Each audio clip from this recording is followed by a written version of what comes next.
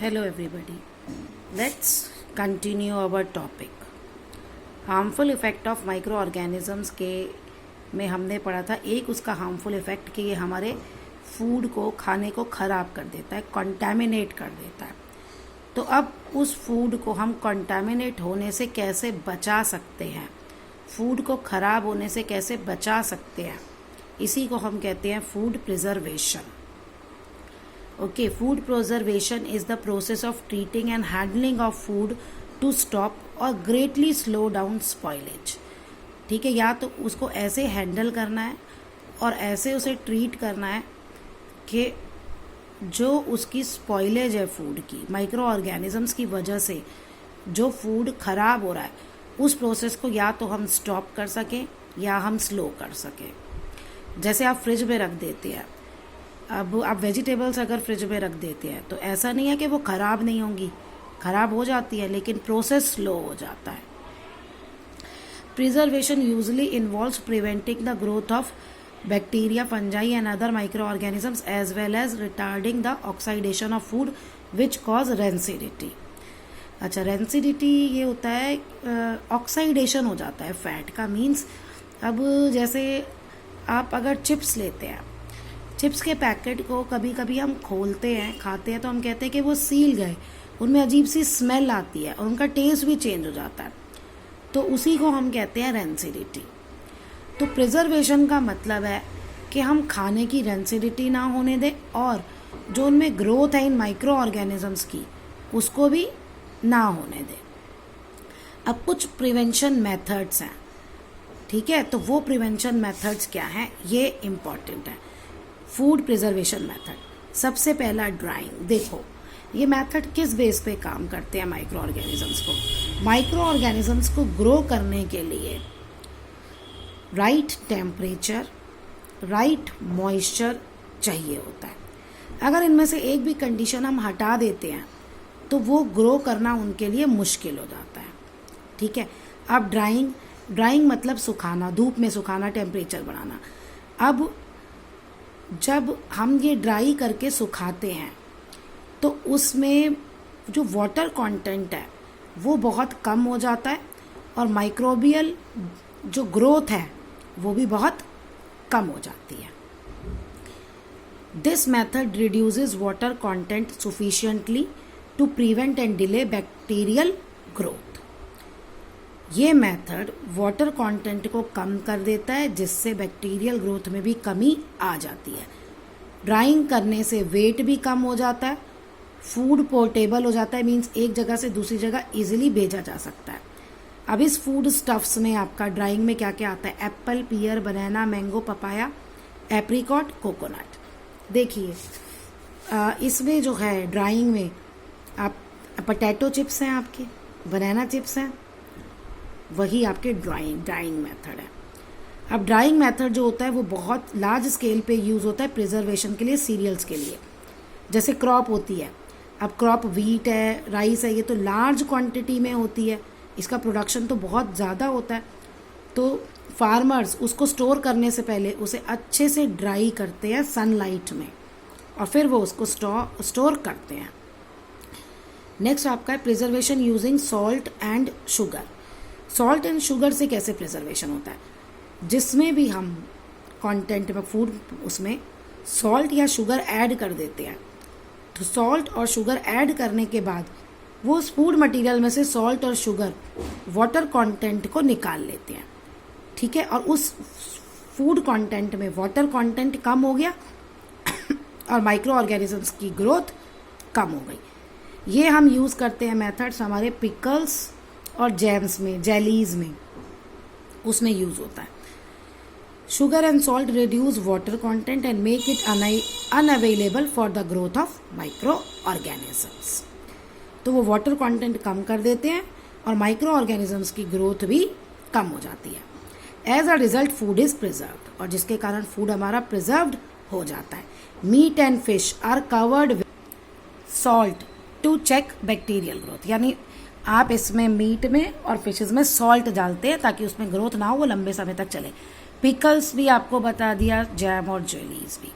Preservation using acetic acid, acetic acid जो होता है वो वेनेगर होता है, वो भी जो पिकल्ड प्रोडक्ट होते हैं ना, अचार, उसमें भी वेनेगर डाला जाता है। Vinegar stop the growth of micro organisms. Vinegar जो है वो माइक्रो ऑर्गेनिजम्स की ग्रोथ को रोक देता है। Citric acid and phosphoric acid भी ऐड करते हैं कार्बोनेटेड बेवरेजेस में और फ्रूट ड्रिंक्स में, जूसेस में, ताकि वो लंबे समय तक चल सके। नेक्स्ट है आपका प्रिजर्वेशन यूजिंग केमिकल प्रिजर्वेटिव्स। अब केमिकल प्रिजर्वेटिव्स जैसे आपका सोडियम बेंजोएट, पोटेशियम मेटाबाइसल्फाइड, ये भी जैम, जेलीज और पिकल्स में ऐड किया जाता है और ये भी माइक्रो ऑर्गेनिजम्स की ग्रोथ को स्टॉप कर देते हैं और हमारा फूड जो है वो प्रिजर्व हो जाता है।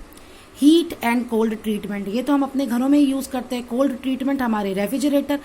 अब इस ऊपर वाले जो मेथड जो सॉल्ट वाला था और ड्राइंग वाला था वो वाटर कंटेंट से रिलेटेड था। अब ये जो है ये टेम्परेचर से रिलेटेड है। ओके, तो या तो बहुत ज़्यादा टेम्परेचर कर दीजिए, उसमें भी माइक्रो ऑर्गेनिजम्स की ग्रोथ नहीं होगी, या बहुत कम टेम्परेचर कर दीजिए, उसमें भी माइक्रो ऑर्गेनिजम्स की ग्रोथ नहीं होगी।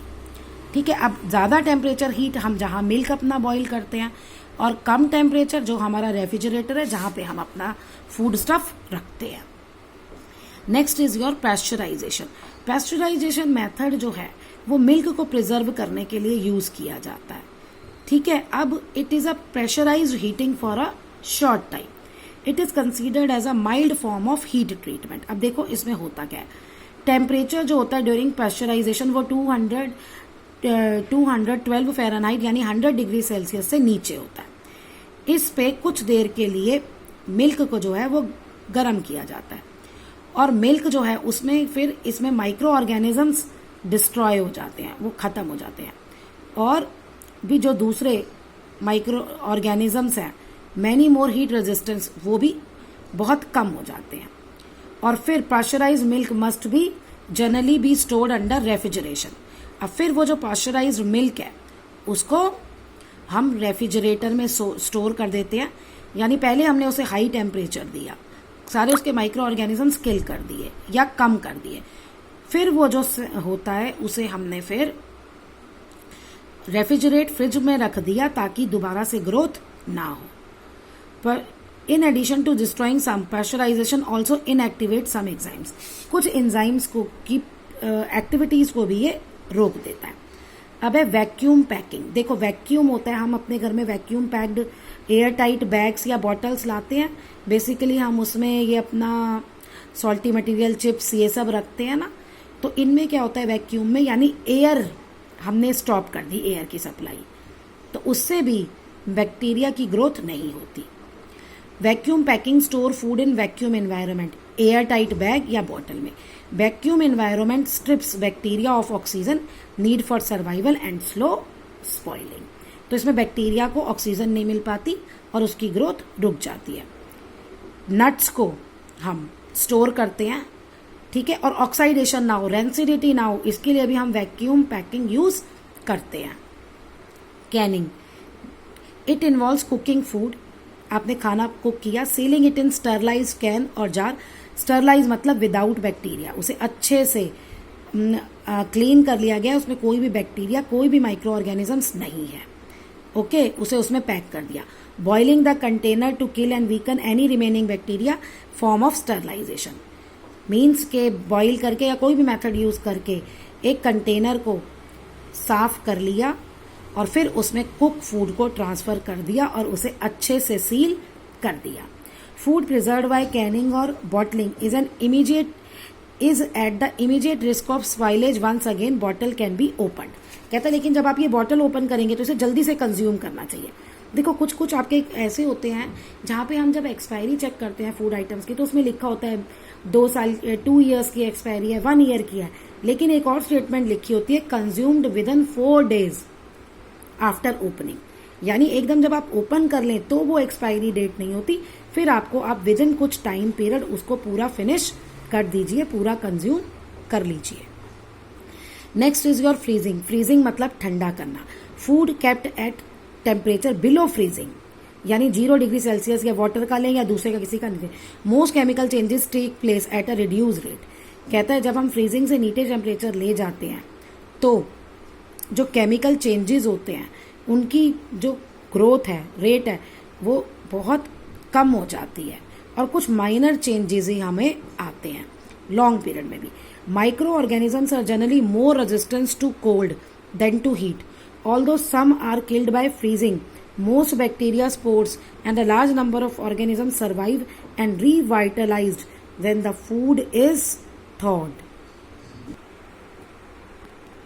ओके, अब इसमें लास्ट में ये क्या कह रहा है, बहुत सारे ऑर्गेनिजम्स की ना कैपेसिटी है कि वो कोल्ड में तो सरवाइव कर लेते हैं लेकिन हीट में नहीं करते, मोर रेजिस्टेंस।